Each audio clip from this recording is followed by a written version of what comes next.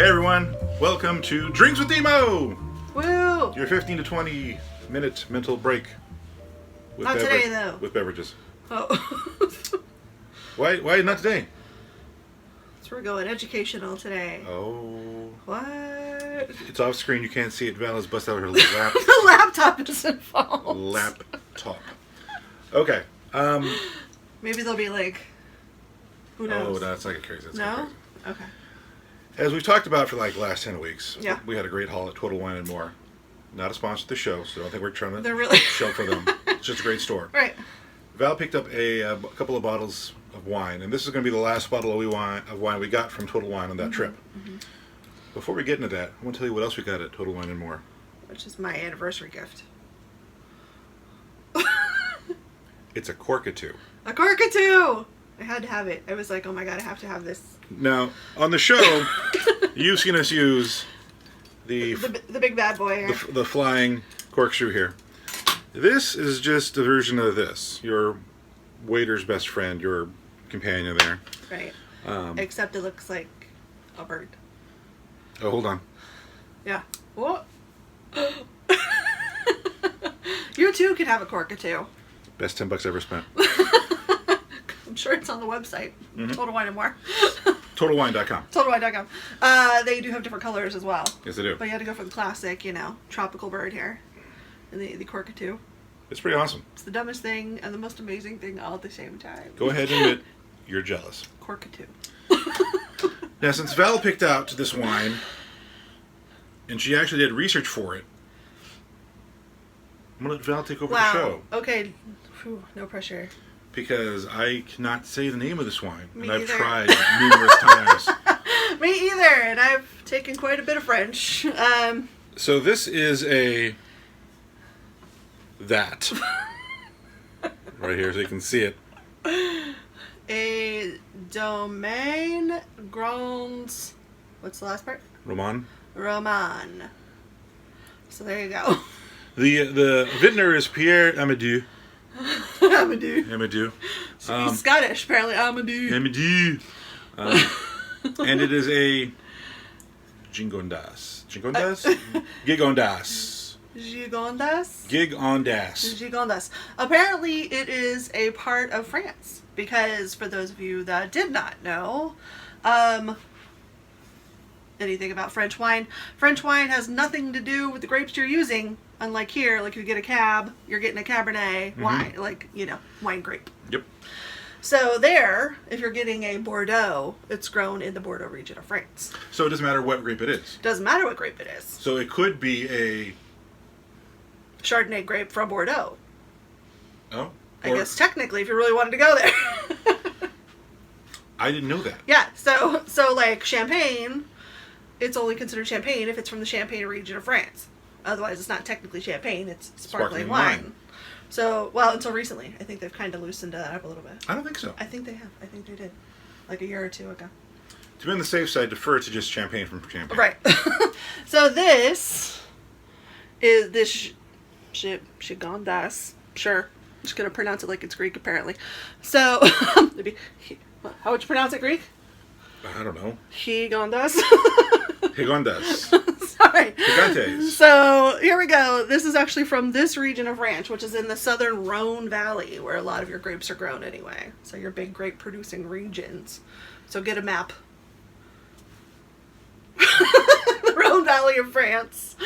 So it's more of a Mediterranean climate. Apparently, they only have clay there in their soil, and there's no differentiation in the soils at all. Just red clay. Really? Yeah. Is that why at the French Open at Roland Garros they play on red clay? Because it's towards the Mediterranean, no? No, it's in Paris. Well, I guess they have a lot of But is that the reason? Is that maybe? Because what else are you doing on the south of France? You're playing tennis, but you can't dig up your vintner. So hey, this clay's pretty hard. Let's use that. Yeah. Sure. There you go. Is it all coming together for you now? That's actually pretty feasible. I don't know if that's true or not, but that makes a lot of sense. Yeah. So apparently a lot of red clay. We're funny and educational. There you go. Bringing it all together for you. They're like, what about French Open? Now we're talking tennis. I don't know what's happening. Also, you'll notice that Roland Garros is making a habit of just calling the tournament Roland Garros. They're shying away from the French Open. Right. They're calling it Roland Garros because they're like, Wimbledon? why is Wimbledon the only person doing that? Oh, Yeah. okay. So. I see. So just to kind of... French. So just kind of clarify that. So grape varieties, there's 3 different in this particular bottle, but they're Oh. all grown in this place. So it has Grenache grapes in there. Okay. It has Mourvedre grapes in there. Something about green. And Syrah. So it's a red, Okay, obviously. Syrah. Whatever we'll drink, we'll drink. Yeah. And today a lot of it. I'm having some political stress issues. All right. so there you go. Actually, the reason why I decided to go for a French wine this time, Yes, do tell. so that we could kind of talk about rating systems. Oh! You mean you don't like our rating system here on this beautiful show called Drinks with Emo? You think our rating system is a little chaotic and subjective and just varies from week to week? Well, apparently the wine rating system isn't any better. That's what I've learned. So this particular bottle, I want to say it was rated as a 95. Now, this was $30 for this bottle of wine. 30. Really? That is literally the most I've ever spent on a bottle of wine. And that was the highest points that I could find for that price. I looked all over Total Wine and More. This was the highest one I could find. Really? Yes. So what gave it that score? Apparently, I don't know what institution gave it that score, because apparently a bunch of different ones do. So you have like Wine Fancy or whatever, the Wine Aficionado. No. No, but there actually is like a Wine Aficionado. Well, it's Wine Spectator is the big one. Wine Spectator's the big one. There's a lot of other, Wine Aficionado. whatever, Wine Fancy. So there's a lot of other, what do you call it? Like judges and critics and things like that have their own situation. Oh. So it's like dog show. So, as much as we were maligning our own rating system, Right. we're industry standard. Boom! So Wine Spectator is kind of like your Westminster Kennel Club, I guess, if you're going to go there. So this one has a 95, which means it's really close to like your best of a Gigondas. So if they're a Westminster, are we Crufts? Yeah. No, we're like the Long Beach one that's just like... That's right. I dropped yet another dog show reference on this show. No dogs. I brought it up again. So yes, they're judging this Gigondas by other... Crufts is the big one in England. Oh, right. By other Gigondas. So that's how this is tested. So they're Okay. looking at like clarity and body and all that other bullshit. Not taste. Just because it's highly rated doesn't mean it tastes good. And that's where we come in. Is that enough education for you today? So I'm gonna. Do you feel informed now? I do. But I gotta tell you, those like 98, 99s, those were like $100 a bottle. That's crazy. It's crazy. Now, wine is definitely subjective. You might like a brand, you Yeah. might like a vintage, you might like a style. Who knows? Right. So if you ask me later on, what kind of wine did you drink? I'm just going to say a French one. It's red. A French red. Now, normally, I use the Flying Dutchman over here, and then Val laments that I don't do it properly. I just kind of cut through the thing and everything. Yeah, he doesn't actually cut the foil off. So let's hopefully he doesn't cut his finger in this particular instance. So just so you know, like random, like side note. So, Demo here, the Spirit of Aloha, actually did go to bartending school. I did. Yeah. Can't remember any of it. Not true. Bits and pieces. You ask him to mix you a drink, unless it's like a 7 and 7, he might be a little sketchy. You may have to look it up. Luckily, I know my crowd. Oh, a little too far in there. Yeah, that's fine. Cockatoo. It's A little too aggressive. Yeah. Okay. Like most cockatoos. So there you go. Ooh, oh. So this wine was not necessarily stored properly. Oh, no. Oh no. Oh, no. Isn't our cork? It's almost out. It's almost out. Our cork is cracking. No! Oh, fail. Noob fail. No, I don't think it was us. This wine was... Think the cork is dry? I think the cork is dry. Oh no, because we didn't store it properly. Now, here's where I saved the cork. Val's going to tell you about proper wine storage. So you usually want it someplace cool and dry and put it on its side. So you want that cork to stay nice and wet is really kind of your goal there. Ooh, that's rough. A lot of times what will happen is it may kind of turn into vinegar at some point, which just means sour wine, right? Isn't that, did we learn that one? Yeah, vinegar just means sour wine. Yeah. So your red wine vinegar? Literally. Red wine vinegar. Sounds like a massacre over here. It does. The corkatoo is dying. Oh, it's almost there. Man, that is a long cork. Saved we it. probably have some cork in Nope, the no, wine. no, I saved it. Also, it's red wine, so you want it like about cooler, the room temp, but not like, you know, cold. Like we're not going to put ice, well, unless it's real good. Well, let's be honest here, if we Yeah. can for a second. We're deep diving this wine. You can't, I don't know if you can tell, but it's kind of dusty on the corkscrew. Mm-hmm. And look at the dryness Yeah. of this cork. That's surprising. Mm-hmm. But notice, get your I hand wonder if we out. smell it. Look how short Mm-hmm. the wine is on this cork. Right. It should be up there. Usually when you cork a wine, you're going to get some seepage in it. Yeah. And judging by the looks of it, I don't know if it was ever seeped in here. So it may not have shipped properly stored. Possible. Well, it still smells like wine. So that's good. It doesn't smell like vinegar. It hasn't turned yet. Because it's only been living in our pantry for probably about Right. 2 months, tops. So I don't know if it was necessarily stored correctly. Total wine and more. Interesting side note. Interesting turn of events. Cork dust all over my corkscrew. And that's legit cork too. It's not like your weird plasticky cork. All right, here we go. Let's take a pour. So that's start. Madam? Let it aerate a little. It's definitely filling Ooh, the room with a wine smell. wine smell for sure.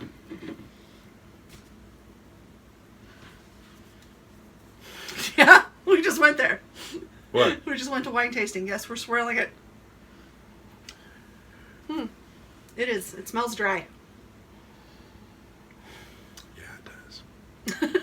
Dry red. Not my fave, by the way. I don't like reds in general They're a little too heavy. because the reds that I've encountered, they've been Crap. heavy, dry. Flavorless a lot of times. Yeah, it just tastes Yeah. like Well, wine. Kendall Jackson. You know, what are you going to do? What's it say on the bottom? What do we got? You going to read it for us? Yeah, Ooh. I will read it for you. Change of events. While we let our wine aerate. Our family estate, located at an altitude 400 meters, overlooks 40 hectares of our lovingly tended 50-year-old vines. We let you judge our efforts. Cuvée Prestige is aged in oak barrels during 18 months. This wine is well structured, robust, and smooth as velvet. We'll see about that. You can smell the smoke a little bit. Best appreciated at room temperature. With game. Oh. We'll keep at least 10 years. If stored properly. If stored properly. This is 2017, so I'm hopeful. Oh, yeah. All right. Well, smell it. Now you can almost smell the oak in there. You mentioned it, and I was like, ooh, I can smell the oak. It's right at the top. By scent, I'm not a fan. Yeah, agreed. Although there have been plenty of things recently that have smelled fantastic. Were very disappointing. Slaja. Skull. There's a little bit of cork in there. Is there? A little bit. Just little shards. It's fine.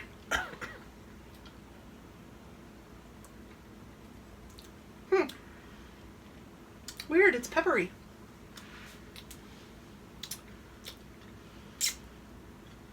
I like it more than a Kendall Jackson. Stop comparing everything to Kendall Jensen. It's not a fair fight. So crap. Oh, that's Really? so dry. So dry. See, my mouth is wet. Interesting.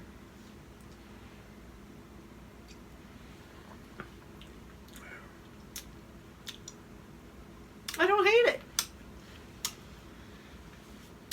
It's not making my mouth dry at all. I'm not saying I'm going to chug a bunch of this, but if I had to eat this with some game, I think I would totally be okay with this. Weird. Ooh, it goes down warm though. That I'm not getting. Criminy get.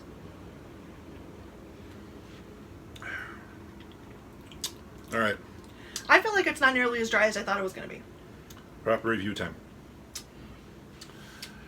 Is this as smooth as velvet? Pretty close. It is pretty close. It is very smooth. It is a very smooth on the mouth, on the tongue, down the throat, into the belly. Very smooth. Yeah. I will admit to that. It's kind of making my tongue a little dry. It is like after about like a fourth sip I've had. It's making my tongue a little dry, but only in the back. The rest of my tongue's fine. I got it right up front for me, so that's apparently just my palate compared to Val's. Interesting. So there's going to be some dryness, depending on your own personal body chemistry. It's not like brute or anything like along those lines. It could be very dry, or it could be sort of dry, but there's dryness to be had here. Flavor-wise. What do they call it? A mid-dry? No, what are they? Semi-dry. Semi-dry? I'd say it's a semi-dry. Flavor-wise. It's wine. It is. Imagine what, like, picture in your head what red wine tastes like. This is it. That's it.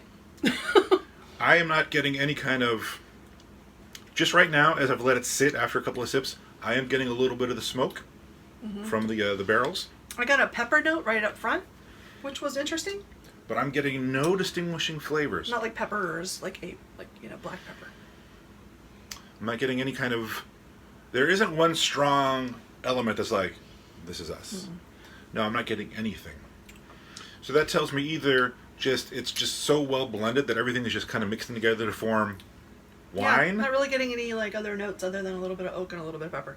Or it's just that mellow, that smooth, that you don't get any flavor. You just get wine. So it has the wine flavor. Don't let that, like, sometimes, like, you'll drink a glass of wine and you'll be like, I don't even taste any fucking thing in here. Like, I taste nothing. Like, it tastes like nothing. It hits wine at the very beginning of your tongue and then it just freaking disappears and you're like, why did I bother? Right. This tastes like wine all the way across. Mm-hmm. It's... I don't hate it. But for $30 a bottle, only if you're trying to show off. and nobody cares. So let's dole out some ratings here on the Gigondas here. Gigondas. Val, on a scale of 1 to 5, how would you rate Pierre's bottle here? I give it a 3. I too will give it a 3. It's a good, solid red wine. Absolutely. Like if somebody handed it to me, I wouldn't turn it down, I don't think. I believe that this is actually probably best suited with food. Yeah. With with like a good steak. Yeah. Like some blueberry crust, like blue cheese kind of crust on top. Absolutely. Holy shit, it that'd be definitely amazing. would be... Yep, there it is. Did you get it? A little cork in there. It definitely... Extra seasoning. It definitely would go with some sort of meat. Like, you know how they talk about pick whites for chicken and fish and reds for meat? This is the red I think they're talking about. Or like a really sturdy cheese. With that said, it's nothing spectacular. It's nothing remarkable. Right. And I've never had other Gigondas, so I can't really tell you if it's better than any other Gigondas. And it's $30 a bottle. Right. Now, I'm not impressing anybody with my wine game. It's usually my spirits game, which brings all the boys to the yard, as they say. See, when I first pour like a glass, like that first sip is nice. It's real mellow. It's a little bit sweet. Tastes like wine. The subsequent sips, though, as the wine sits a little bit in the glass, it gets more winey. Like right up front, the Syrah kind of comes in because Syrah's nice and usually sweet. Usually.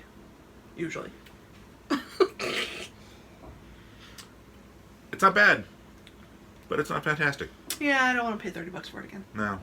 So I think 3 out of 5, 3 out of 5, As both I pick of the us. cork off my lip. Yeah. And then you got to contend with the dry cork. Right. All right. Eh.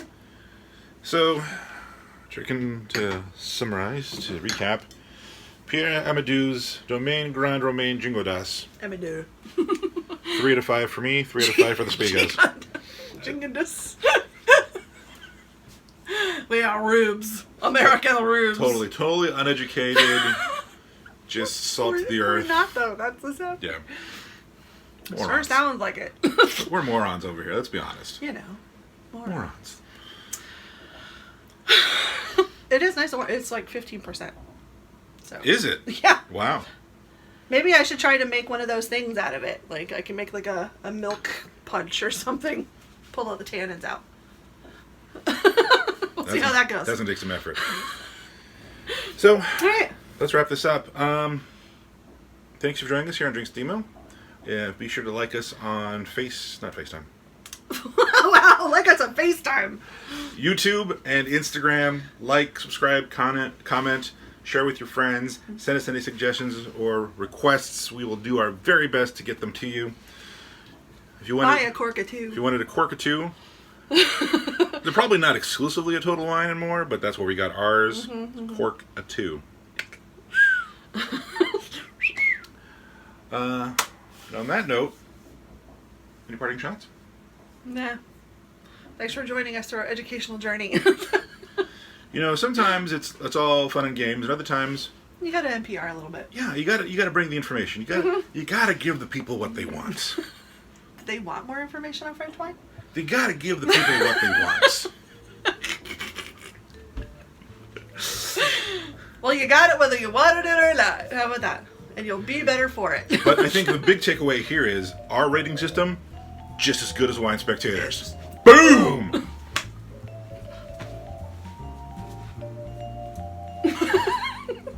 I'm Demosthenes. She's Valley the Space Cowboy. Stay safe. Choose love. Drink responsibly.